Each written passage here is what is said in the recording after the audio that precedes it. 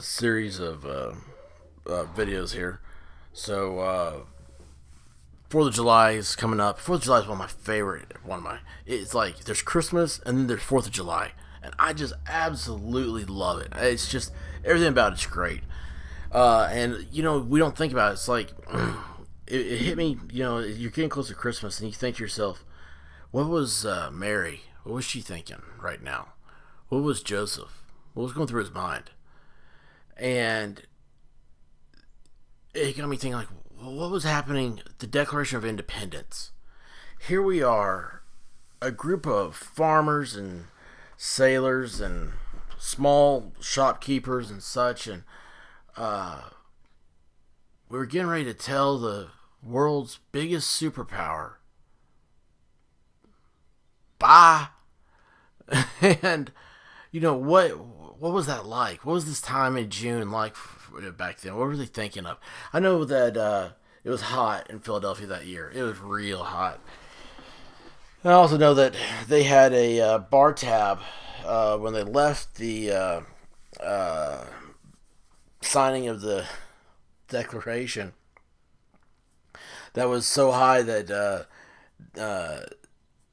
they couldn't have been sober the entire time they were there.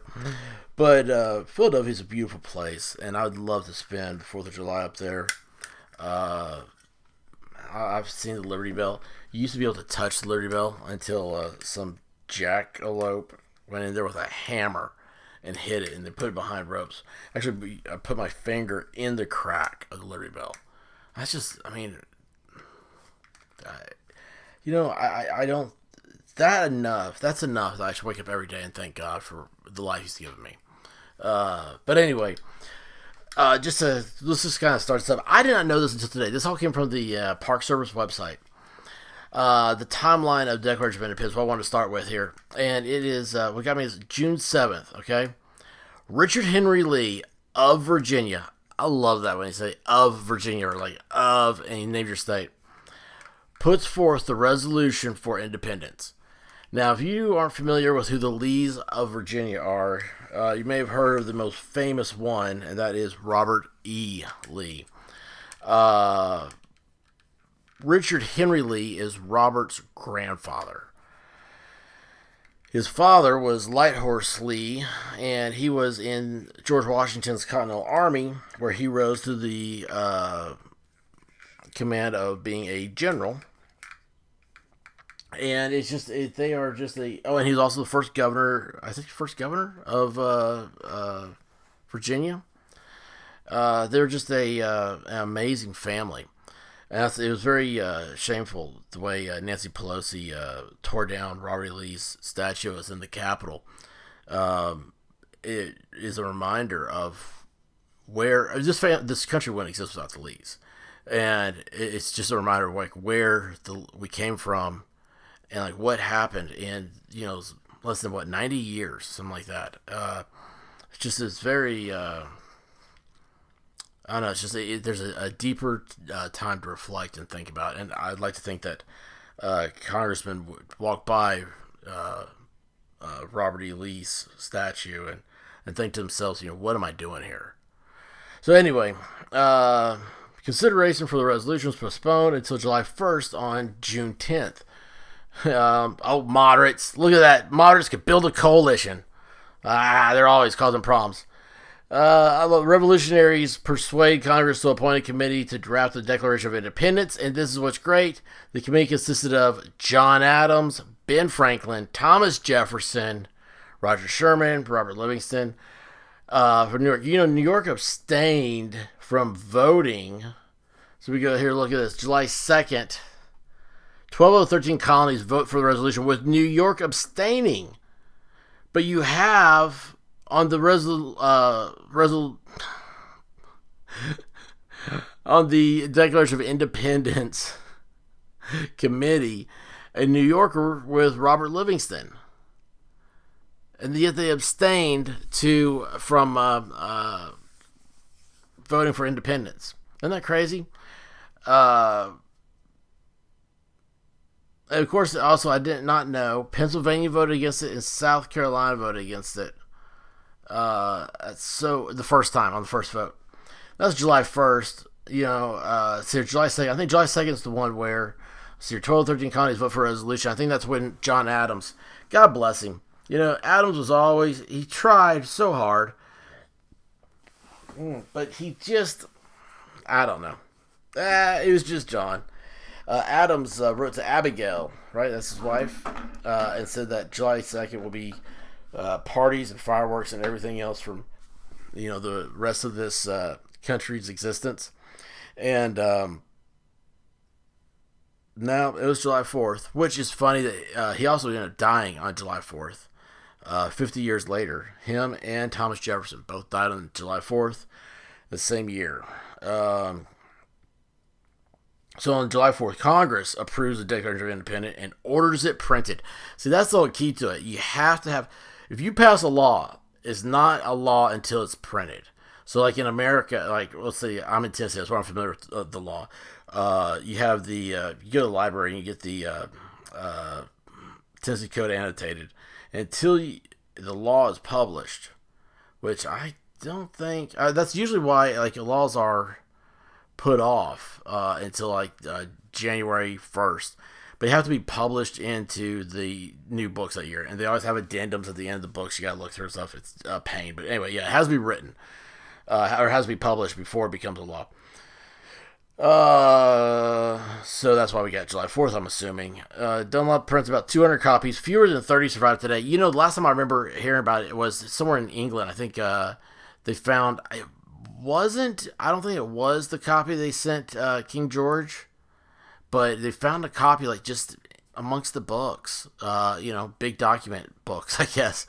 And that just amazes me too. England's a place, I mean, you're talking about us, we're hitting up on, was it 245 years now? And they're hitting up on like 1,245 years. So it's that amount of history really, really is something you could study your entire life and not know hardly any of it. Let's see here. They went on. And I didn't know this until like afterwards. I just figured they went to war. Congress ordered declaration and grows for signatures. I'll see here. Title is changed from a declaration by the representatives of the United States of America and General Congress assembled to the unanimous declaration of the 13 United States of America. So they don't explain here where New York went from abstaining to approving.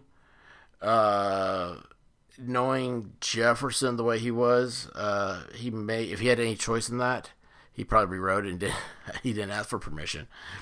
The unanimous declaration of the 13 United States of America. Isn't that awesome? Anyway, declaration signed by most likely 50 of the 56 signers. 5 more signed later in 1776. And the 56th signer signed after January of 1777. I didn't know that. The handwritten declaration is on display in the National Archives. If you have not seen it, you've got to. You have to put your eyes on the article and see that it exists, that it is there. And it is breathtaking. It's absolutely breathtaking. Because people back then, they were just like they are now. There's disagreements, but they all came together. Disagreements be damned. We're going to fight together. We're going to hang together. Is actually Benjamin Franklin's quote. We will certainly all hang together, or we will all certainly hang separately. Because what they're doing was considered a treasonous act against their government. The American Revolution changed the world. The idea, one, of going up and fighting a superpower like England, and two, that you're doing it because you just said no. No to this monarch, no to this government, no to this constant barrage of weird ideas. I mean, it had to be weird. You had like governors that were controlling the colonies. I'm sure they came up with their own rules and stuff, how to do things. Then, someone came in from England and we're going to do it this way.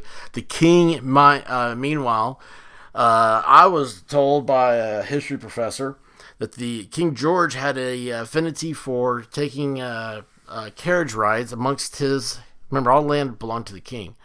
Amongst his forest, and where he would stop the carriage, get out, walk up to the trees, and talk to them, and carry on a court amongst the trees. Inbreeding is not a good idea. It doesn't work for dogs. It doesn't work for people. Okay, so England had that going for them. But anyway, it's just we gave hope. We became that light for everybody else. Men can come together with reason and civil debate and work together for a greater good. And it's just nobody has that. Everybody else has. They are in this power grab, and we're seeing power grabs today. The most powerful man is a man willing to give it all up. That is what's awesome, and we don't have that. I mean, just people aren't born into that idea anymore. It's just these guys. They absolutely just amaze me. All of them amaze me, and I thank God for them that they lived and they gave America to us. And remember, it's their country, and we're just the stewards of it. So, anyway, it's a cool time. It's a cool time. Let's celebrate. Hope everybody's barbecuing. You get your plans. You got your party plans going on. You get your fireworks you're buying. And I'm going to come back later. I got some cool stuff. My wife actually said that was just, it's like, what would the Founding Fathers be like today? This is going to be a cool one. But anyway, I got to find some pictures, hopefully. Anyway, y'all, please please subscribe. Let's take over the algorithm, and y'all have a happy 4th of July. If I don't hear from you again, I have grease all over my fingers now. I should be taking things apart and fixing them. All right, hey, listen, I love y'all. I really do, and stay sexy for us, okay? If you're not sexy, America ain't sexy. And with that said, peace out.